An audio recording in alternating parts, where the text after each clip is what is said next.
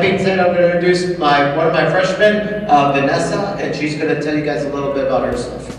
Injury just like Price. I was injured about a year and a half ago, April 30th, 2011. I was in a rodeo accident. I was working as a rodeo bullfighter when the second bull was loose and ended up throwing me about 30 feet in the air, stomping in between my shoulder blades and rolling me across the arena.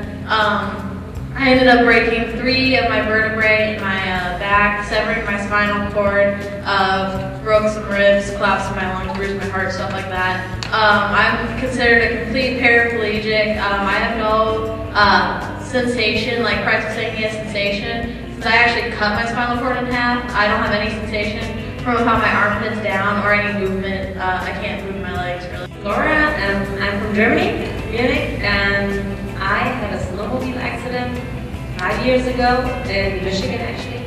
I was on a high school exchange student program, and so I was there and here everybody does snowmobiling again. I hit a tree. So not the best way to do it, but I have an incomplete spinal cord injury. That means I got some of my movement back. I can move my legs a little bit and much as I'm able to walk a little bit. So that is my story, and I came to Whitewater just a couple months ago because I wanted to play basketball here and just join the program. I'm also from Germany actually, so you got all the international students here today.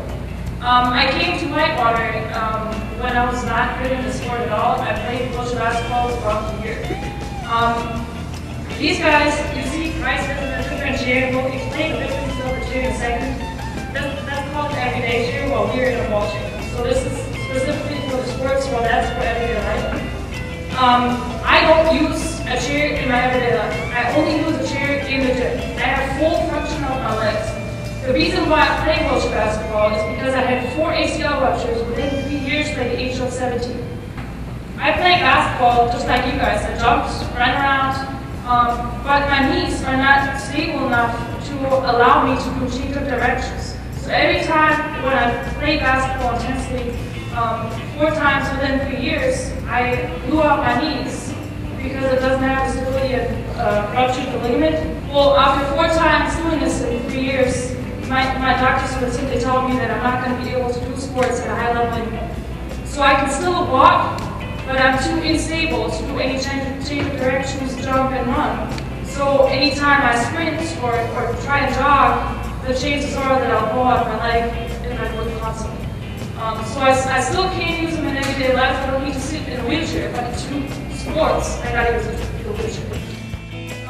I was at this tournament playing for the German national team, and I actually brought you the gold medal, which I won there, which is the same gold medal.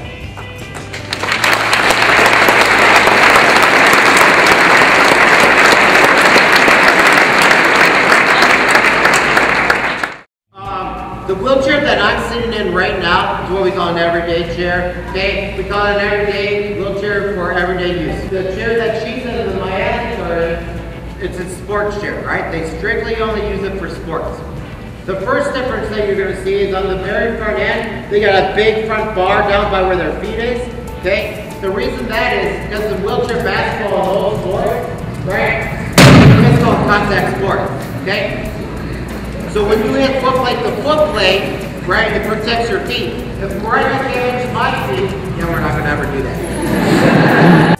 Big wheels right now, okay, they kind of go out a little bit, right? What that's called camber. And what that allows her to do is what we call spin on a dime, okay? We want our athletes to be able to move up and down the basketball court as fast as they possibly can. The question was, what are the major rule differences?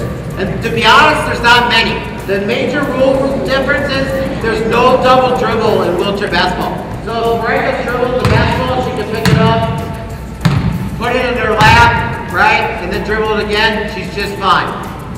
The other rule difference is the travel rule.